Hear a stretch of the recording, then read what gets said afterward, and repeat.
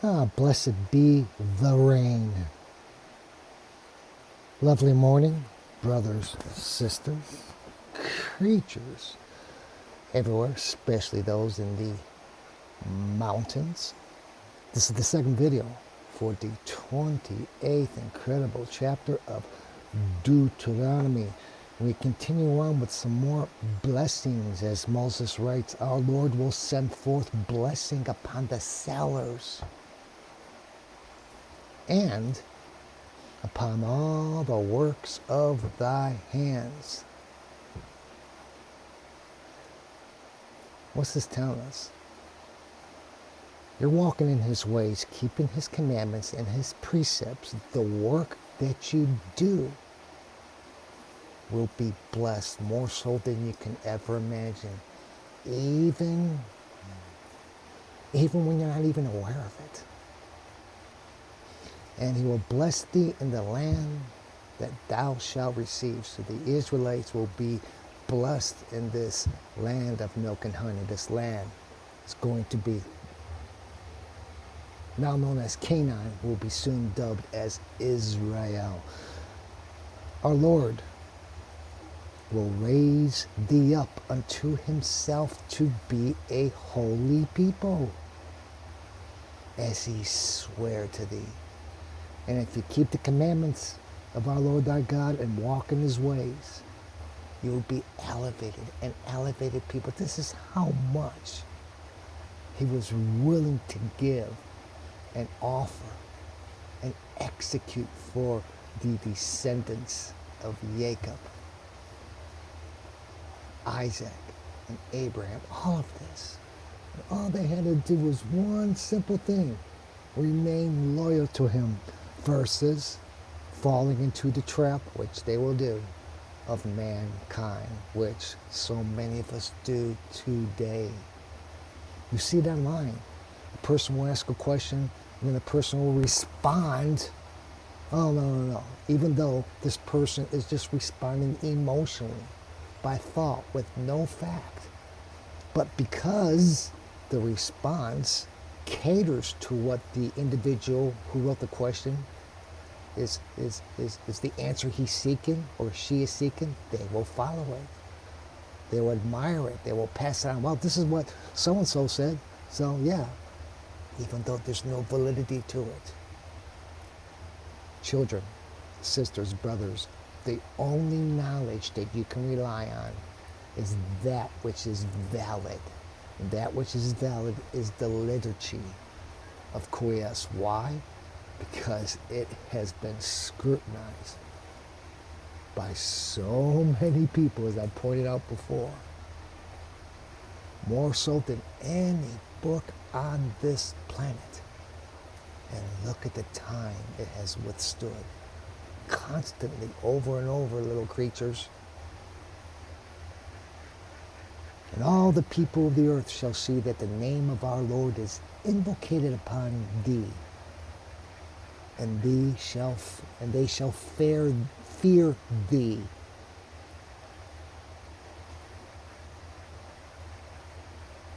Don't be bashful about carrying the banner of Quies. Walk with your head high, because he is not bashful or shy to call you his first begotten, to call you one of his children. After all, he did give you life. Our Lord will make thee abound with all goods. And again, Moses addresses the fruits. The fruit of the womb, the fruit of thy cattle, and the fruit of the land. Life. Life again, Moses reiterates. You won't be cursed, you'll be blessed with abundant life. This our Lord sware to thy fathers that he would give thee, abounding with goods, with the fruit of the loom, with the fruit of the cattle, with the fruit of the land. Womb, cattle, and land. Our Lord will open his most excellent treasure. You know what that is? The heaven.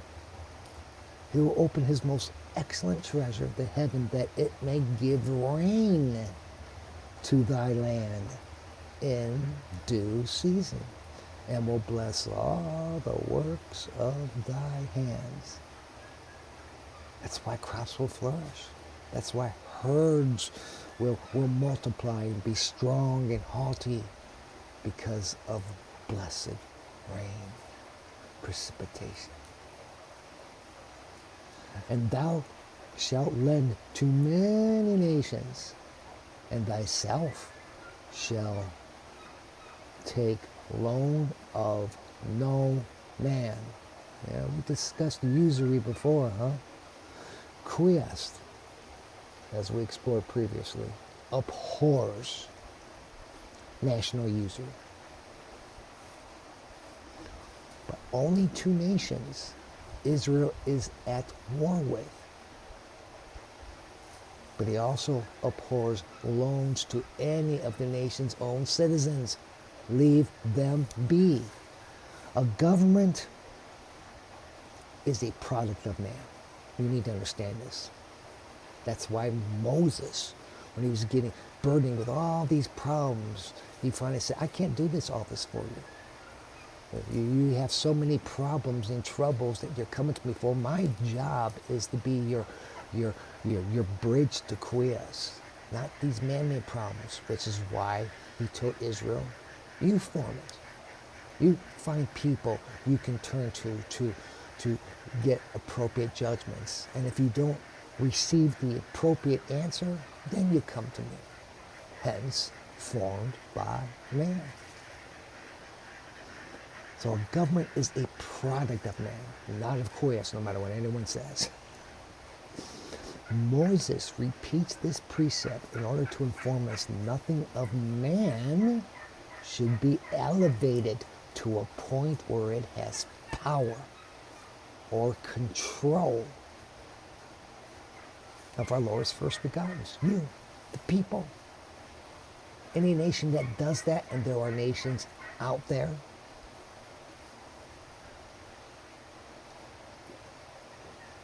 Chris frowns highly upon such nations. And these nations, as well as their leaders, they shall be punished.